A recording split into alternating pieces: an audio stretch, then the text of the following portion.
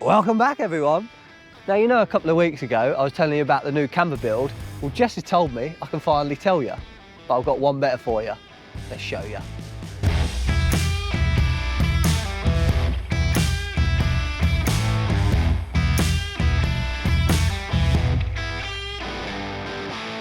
Here it is. I'm only joking, but everyone, meet Bibi. Bibi, meet everyone. So we did go and look at one of these big, beautiful beasties, and they are absolutely on our list of a dream truck for one day. But unfortunately, today is not that day. So let's introduce you to the owners. So meet Dave, Isla, Jess, and Otis. Now this is an ex-military HX60 4x4, and when the army first started selling these off a few years ago, you could pick them up for about £12,000 and under 10,000 miles on the clock. Now unfortunately, due to world events, they've now trebled in price. So we've asked the guys if we can have a quick look around, and they'll give you some fun facts. So here they are. She weighs 15.5 tons and she's 9.5 metres long. She's 2.5 metres wide and she's 3.95 metres tall. She takes 27.5 litres of engine oil and 40 litres of coolant. The last fun fact is the wheels. They're a 20-inch wheel. They weigh a whopping 180 kilos. And when we have to replace them, it's about 800 quid a corner. And now for the not so fun fact, the fuel tank. She's 450 litres and she does 10 miles to the gallon. Oh, and that's on a good day. Now guys, don't think for 1 second that I'm going to let Dave have all the fun. Because as you all know, all Jesses are legends. And this Jess doesn't just drive this beastie, but she takes it off-road too. Now all Jesses might be legends, but you know what else they are? Potty mouths. Oh, I wasn't in shock, but okay. Now I'm just going to give you a quick peek inside, but if you want to see more, you can go and check out the truck tour these guys have just filmed over on their channel. Come and take a look at the space of this. It is absolutely beautiful. Talk about a home on wheels. I think my favourite thing is though that all of the wood is made from reclaimed church beams. So these guys are filming their adventures in this amazing home on wheels. And where is it you're going again, Dave? Well, right now it's Morocco. After that, the Balkans, Turkey, Georgia, Armenia. Yeah, but don't forget the USA, Canada and South America. Who knows beyond that? So if you want to check out some amazing adventures, we'll put a link to these guys in our description. It's Global Tracers.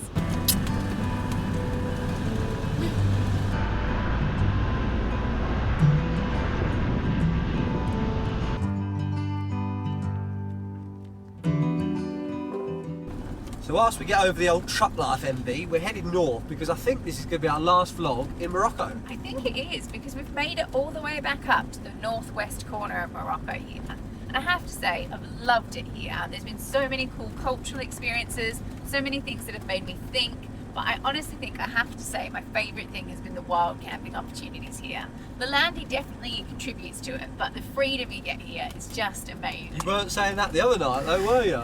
No, I wasn't. So you know my favourite thing about this whole trip is all the wildlife keeping Jess awake at night. He's such a bugger. It's like it delights him, honestly. Well, normally it's me keeping her awake, but this time I don't take any of the flak. So obviously we had the duck at first. What duck? Then we had the toad. Should have heard him. And then the other night we had a dog, and he just come and sat by the defender and just barked all night long. And he was protecting us, love him, but I couldn't sleep a wink. So she got us up at 2 o'clock in the morning and we had to go find another spot. So all I'm waiting for now is a donkey to finish it off. Oh God, I hope not.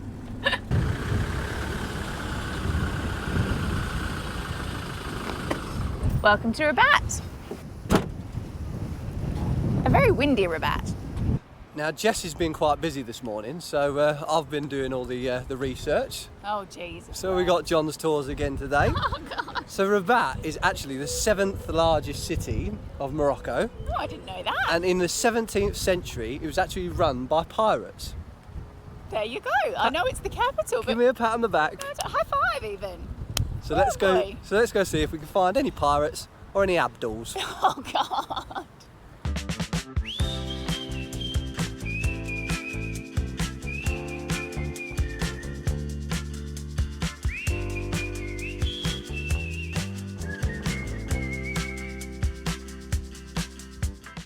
Well, I tell you what, I take it back. My favourite thing about Morocco is not the wild camping, it's the fact that you never know what you're going to get. We were driving into Rabat and we came through some pretty rough neighbourhoods and I was like, I don't know about this. Then this is our first stop, the Andalusian Gardens, and it's like a tranquil oasis. But then the next second, you'll be in this busy, bustling street. And now the huge contrast here is the cities. No two cities are alike. So like when we were in Marrakesh the other day, nobody wanted us to take a photo, and as you saw, it was absolute madness. Whereas it's really quite chill here. We met these lovely young lads who stopped us and asked to take a photo with us. We made some new friends. Check out our new YouTube buddies. And that is why we love traveling. I tell you one thing I've been loving all over Morocco, and that's these beautiful old wooden doors. But check out this doorknob. Looks like it's had a few bangs in its time. Well, I don't know what I'm disappointed with more, to be honest. The fact that she steals my dad jokes, or the fact that she notices some knobs and not others. Just stop for a bit of street food, you know me, but we've got some beautiful bread. I tell you what, the Moroccans make amazing bread. Make sure you buy this round bread if you come here. And then it's got like chicken mince and spices and herbs and stuff inside. Absolutely beautiful. Less than £1. Shukran. Now, we haven't found any Abduls, but you know what we have found? A dodgy looking fella that looks a bit like a pirate. So should we see if we can pickpocket a pirate?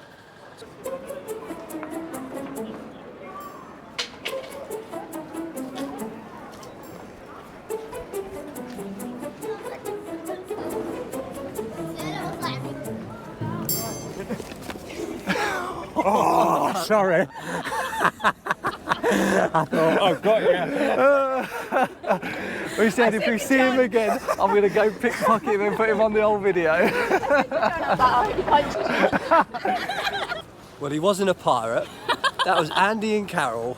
They were absolutely lovely, total legends that watch the videos, and we met them just as we got here and we spied them, so we had to have them. But he said he was up for a bit of banter, and it turns out He definitely is. Even though I scared him half to death. I tell you what though, pickpockets, top tip for you, do not mess with Andy because he had ya. He did. Well, Rabat was lovely, but I am in need of 3 things. Cake, a park up, and a cup of tea. Oh, and I need to add a 4th to the list as well, because on my way to find cake, I found a decathlon. So let's do flip-flop hunt, take 2.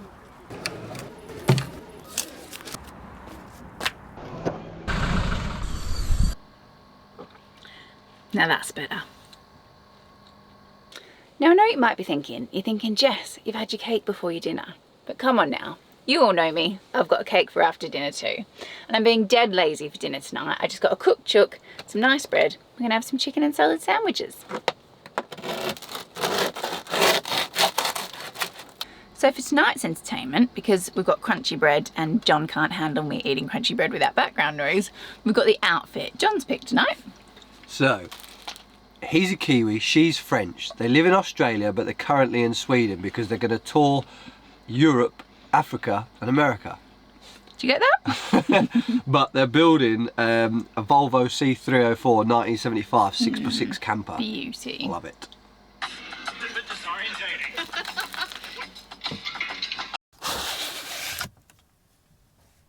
Morning everyone. Oh, another beautiful day in Morocco again. But is anybody else like me and absolutely love the old red dirt? I don't know why, but it's like one of the things that I'm fascinated about. That's why I wanted to go to the outback in Australia, and I think one of the reasons why I want to go to like South Africa and that as well. But we ran out of water last night, so that's one job for this morning. So, you know, we've got the 50 litre tank down there in the inside, and some of you might have noticed as well, I always carry jerry cans. Now I used to have 2 of these black ones, but I've swapped it over for the Lifesaver, so I'll get Jess to tell you about that. But the reason I like to change it out rather than just fill up the tank is because then we're using the water, and also I think we need to give the old girl a bit of a clean as well.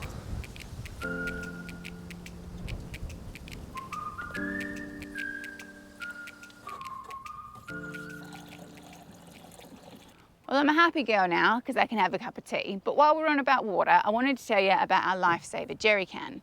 So these were originally designed to be used in disaster zones, and their kind of claim to fame is you can fill them up out of a muddy puddle and they'll give you safe drinking water, because you can't actually get unsafe water out of it because it won't pass through the filter. Now, we tested it out the other day. We put it in a creek and had a drink and it was perfect. And I know that we have a water filtration system fitted to our vehicle, but it can fault. So if there's no power, the UV system won't work. And if we're off-roading and we smashed a bulb or something, we might not have access to drinking water. So this is our kind of backup plan. As well as giving us peace of mind with our drinking water, we also use this as a solar shower. Now, we do have a bullfinch shower point mounted to the back of the Landy, but we've only got cold water.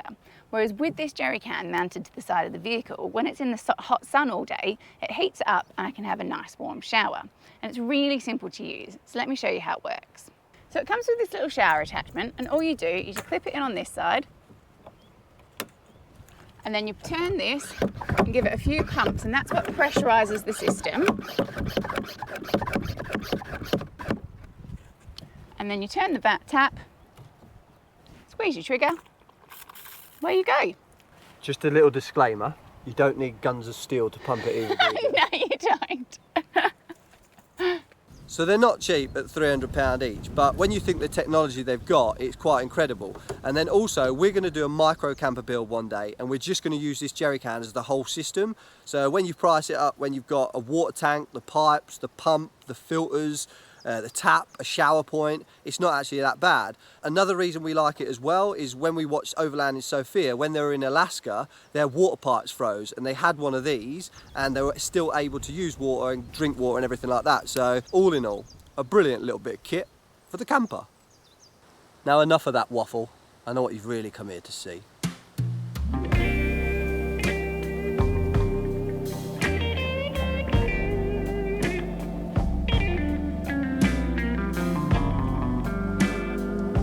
Boy, you get arrested.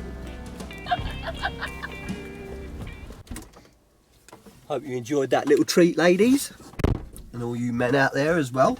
But there's something we haven't done since we've been in Morocco, and because we're leaving, I think we need to remedy that.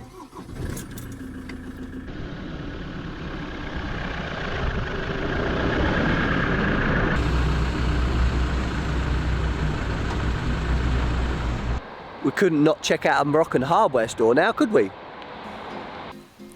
Well, this is a good start. Look at that for a drill bit. A weapon. I want to find the sander that fits that. Look at this little cool tool. So I think what you do is you put all like your render and your plaster in it, and then you spin that, and then it spins the wheel and it splats it all over the wall. Never seen one of them before. Tell you what I do love though, bins. Absolutely love a bin. Look at that little beauty. The hole in it, so if you've got a long bolt, ideal. I'm loving this. This is a drop saw and a table saw in one. Now, I don't normally jump in on John's tool tours, but imagine the cake you could make with these beauties. Nice. Now I wanted to do a bit more filming in there, but that was actually the second store we went to, because the first store we got to, we were greeted by 5 guards at the door telling us we couldn't film. So we had to do the old sneaky iPhone camera in that store. But I have to say, the best tool in there, that drop saw, table saw, loving that. Well, I think I found us a nice little spot for a surf, but I just need a little bit of privacy first. Let's do this.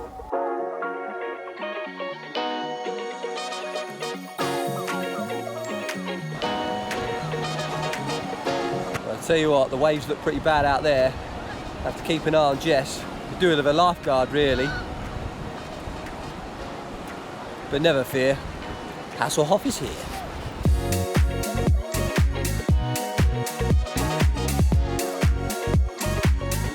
He's been waiting to do that for weeks.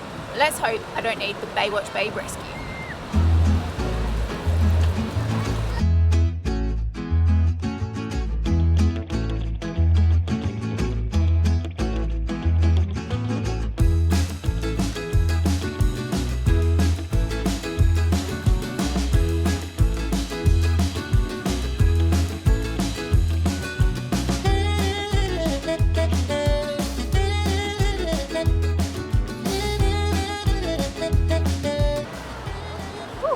Hard work, but even though I'm rubbish, it's still fun.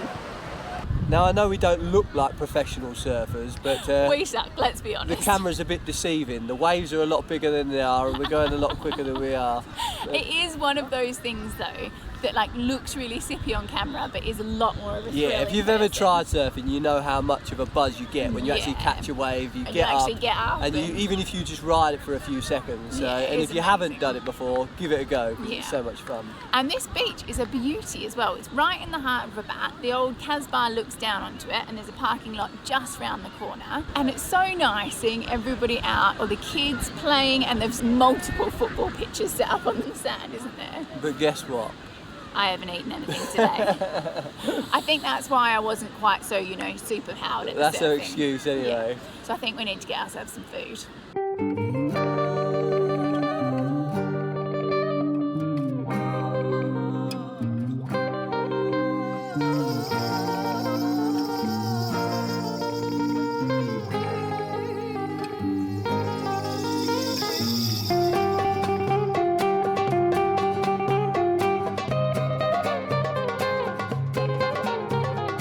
Well, we were going to eat dinner in the Landy tonight, but one, it's 37 degrees, two, it's quite late, and three, we thought, well, we've not got much time left in Morocco. Why don't we make the most of it and go out for a delicious Moroccan dinner?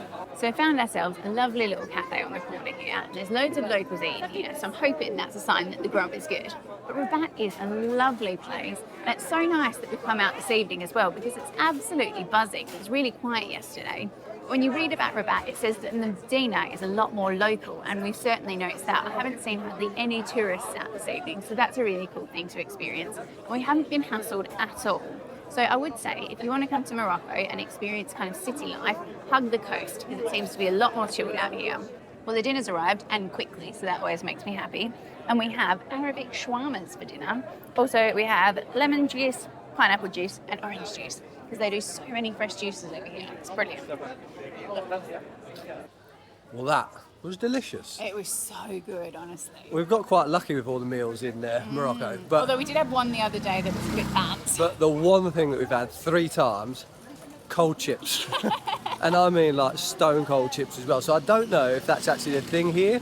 Yeah, I don't think it is, because the chips we just had were hot, and we have had one other lot of hot chips, haven't we? So I think they're just not so good at the timing. But when maybe. we had the real bad one the other day, it got me thinking, right? And I thought, why don't we send it back? Like, I've never sent ever. a meal back. No, it And just feels so rude though. I still ate the whole thing as well. Like, so I think there's 2 reasons. 1, I always feel rude. 2, you're greedy.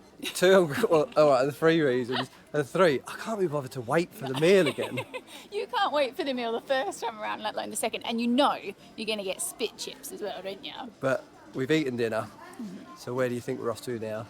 Dessert hunt, baby. Well, we found ourselves a cosy little cafe, and that just happens to be its name too.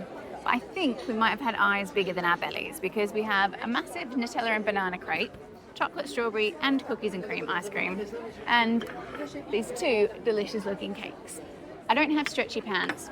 Don't worry, I've still got this. Whew, that was so good, but I have officially been defeated.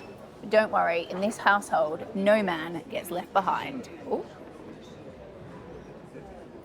Just coming home for tonight. Well, if you think we eat out a lot, Yeah, we really don't. we're just so tight when it comes to Europe that when we come to countries like this, we Indulge a little, shall we we're a say. bit fatties, really. But you can't feel guilty when dinner was £15 and all that dessert was £10. So I like to think that I'm putting back into the local economy, but the truth is that I'm just a greedy cow. But it's beautiful weather tonight. It's about 30 degrees, and you know when you go on holiday, you get off that plane and it's just a little bit humid almost, isn't it? And a Like, gentle breeze, and you're not hot and you're not cold, and it's just perfect. so we're going to have a wander round and hopefully walk off this cake belly. That's going to take a fair few steps.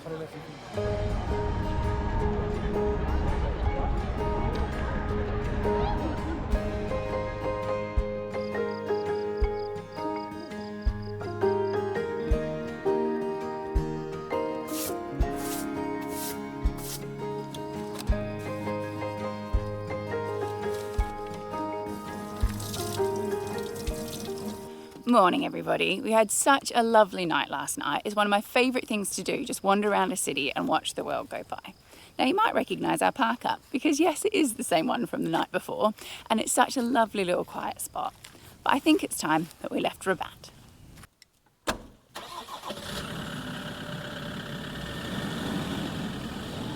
Just stopped at the old shop. And there's always that one bell end in there. Look at it. Place is packed. And he has to park like that. Hello everybody, just been doing my favourite activity again, food shopping. Did you find the Matter Daddy? The Matter Daddy? What's the Matter Daddy? Nothing's the matter with me, baby.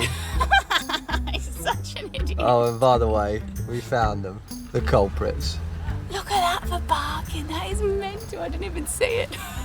The driving here is very specialist. I'm not done bitching. One last thing. Look where she left the trolley. Who does that, honestly?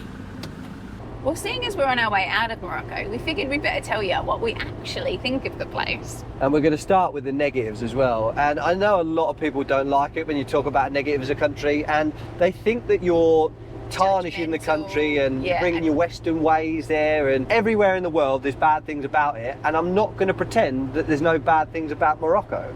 So the first thing for me that I really struggle with is the condition of a lot of the animals. So you know I love dogs and I just want to bring them all home with me, but also out here they use a lot of donkeys and horses still as working animals, which is absolutely fine, but the condition of them is quite poor. I've seen probably some of the skinniest horses I've ever seen in my life, and with like untreated wounds and things.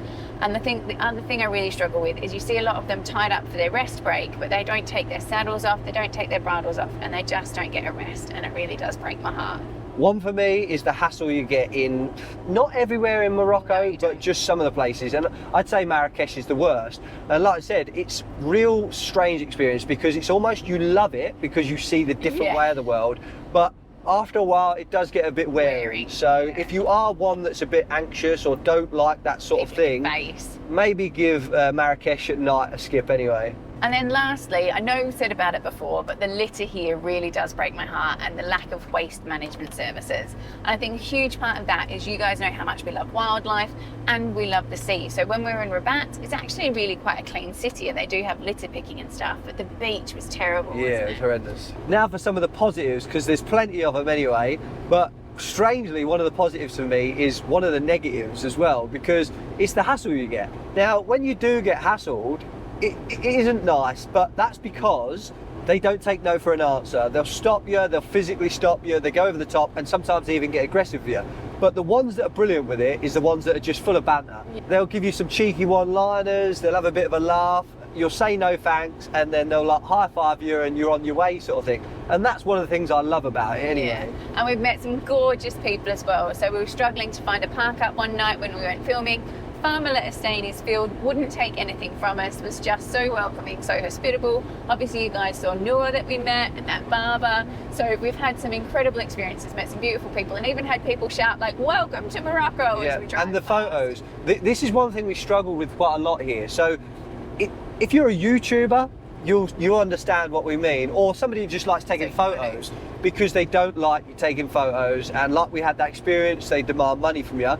But then it's the exact opposite in some places where literally it was on the beach. On the beach, and I'm trying to film John surfing, and there's these kids coming in going, take our photo, and they wanted to be in the video. Yeah, but they didn't know anything about it, they didn't want the photo. Yeah, just wanted us to do it. It's quite hard to gauge who you're going to get anyway. And the huge positive for me is the cultural experience you get here. So it's so close to Europe and it's so accessible, but it's so radically different. And that's the sights, the sounds, the smells, everything.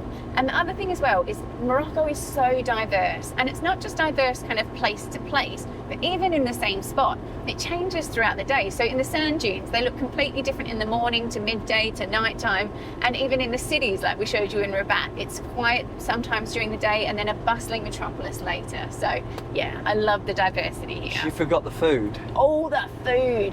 Moroccan food is delicious. Just not the chips, or the cold chips. So I guess the question you want to know is, would we come again? And the answer is definitely. We would absolutely recommend coming here, and we would come back ourselves. We just might travel a bit differently. Yeah, so I think what we'd do if we came back was we'd do the desert a bit more, because we didn't get enough of that really, and we probably wouldn't go back to Marrakesh, even though it was a good experience. We've been never there, again. done that, yeah. But yeah, we probably hug the coast more really, because it's a lot more chilled vibe. It's still your Morocco scene. Yeah, we love the vibe of coastal Morocco, I have to say. It's kind of got that beach bum feel that we love, but there's still culture, and yeah, just brilliant. So that's our thoughts on Morocco, and we've loved it here, but equally we don't want to paint a fake overly rosy picture. We want to tell you what it's really like, but we want to thank you guys for coming on this part of our adventure with us. We have absolutely loved it, and we'll see you guys next week in Spain.